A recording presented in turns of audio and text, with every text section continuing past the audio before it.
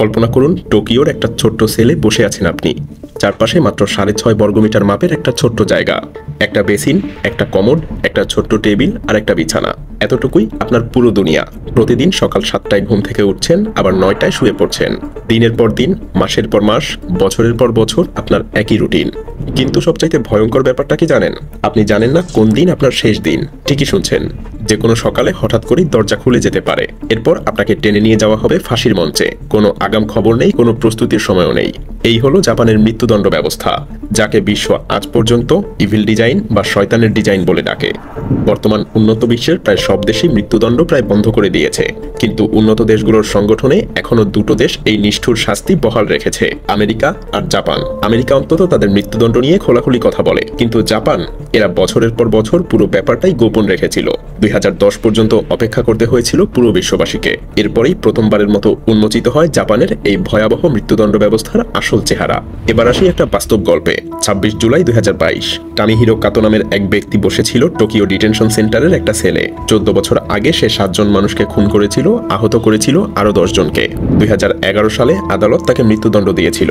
এরপর থেকে কাতো প্রতিটা সকাল কাটাচ্ছে এক অদ্ভুত আতঙ্কে। সে জানে তাকে ফাঁসি দেয়া হবে, কিন্তু কখন, কোন দিন, সেটা তাকে কেউ বলবে না। প্রতিদিন সকালে সে ঘুম থেকে উঠে ভাবে, আজই কি সেই শেষ দিন? দুপুরের খাবার খেতে খেতে ভাবে, এটাই কি আমার শেষ খাবার? কারণ জাপানে মৃত্যুদণ্ডের কয়েদিদেরকে আগে থেকে জানানো হয় না যে কবে তাদের ফাঁসি দেয়া হবে। হঠাৎ করেই যে কোনো সকালে তার দরজা খুলে যাবে, আর প্রহরীরা এসে বলবে, চলো, সময় হয়ে গেছে।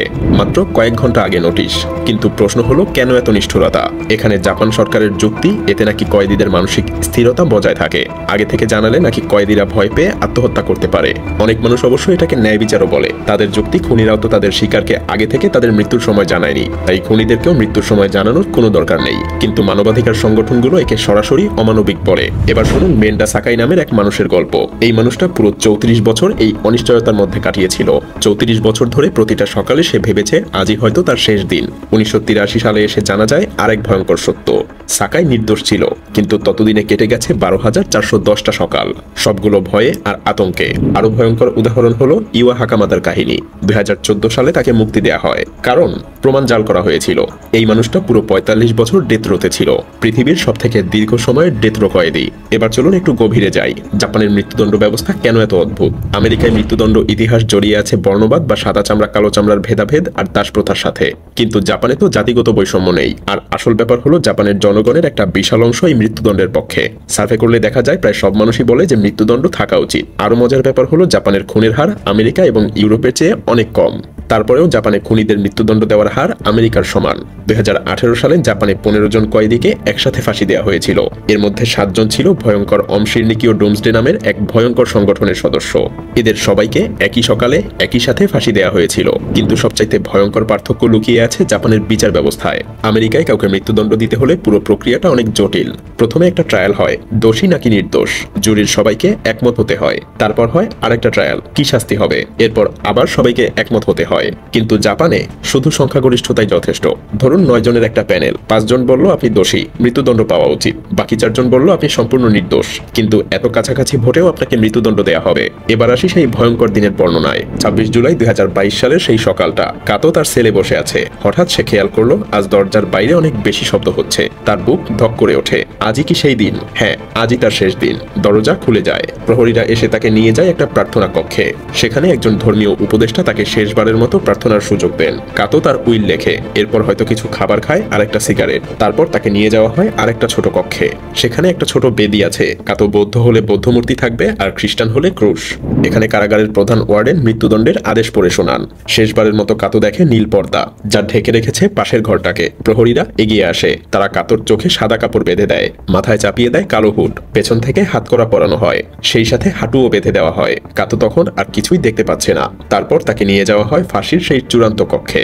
আমেরিকায় 20 ইঞ্জেকশন দিয়ে মৃত্যুদণ্ড কার্যকর করা হয়, কিন্তু জাপানে শুধুমাত্র ফাঁসি। ঘরের ঠিক মাঝখানে মেঝেতে দুটো লাল বর্গক্ষেত্র আঁকা থাকে। এখানেই দাঁড় করানো হয় কয়েদিকে। কাতো দাঁড়িয়ে আছে, তার পায়ের নিচে একটা ট্র্যাপডোর, যা হঠাৎ করেই খুলে যাবে। এবার আসে সবচাইতে ভয়ঙ্কর অংশটা। পাশের ঘরে প্রবেশ করে 3 জন অফিসার। তারা কাতকে দেখতে পাচ্ছে না। তাদের সামনে 3টা বাটন, দেখতে হুবহু একই রকম, কিন্তু রহস্য হলো এর মধ্যে 2টো বাটনে চাপ দিলে কিছুই হয় না, আর তৃতীয় বাটনটা চাপ দিলেই খুলে যাবে ট্র্যাপডোর। এখন প্রশ্ন হলো কোন বাটনটা সেই কিল সুইচ? 3 জনের কেউই জানে না। এভাবে দায়িত্ব ভাগ হয়ে যায় 3 জনের মধ্যে। কেউ বলতে পারবে না যে সে একাই খুনি। এত ভয়ঙ্কর এই কাজের জন্য তাদের প্রত্যেকে কত করে পায় জানেন?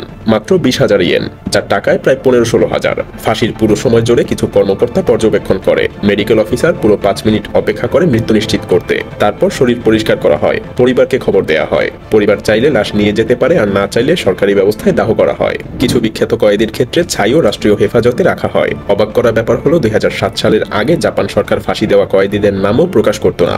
সব গোপন। কাকে মারা হলো, কখন মারা হলো কিছুই জানা যেত না। তবে বর্তমানে 106 জন কয়েদি জাপানে তাদের ফাঁসির অপেক্ষায় রয়েছে। প্রতিদিন সকালে তারা উঠে ভাবছে আজই কি সেই শেষ দিন। শেষ যাকে ফাঁসি দেওয়া হয়েছিল সে ছিল কাতো, যে আগুন লাগিয়ে 36 জন নিরপরাধ মানুষকে হত্যা করেছিল। তবে এটাও আপনাকে মানতে হবে যে সাজা কঠোর না হলে জাপান হয়তো আজ এতটা শান্ত থাকতে পারত না। তাই অনেকের মতে জাপান যা করছে তা পৃথিবীর সব দেশেরই অনুসরণ করা উচিত। আপনার কি মনে হয়?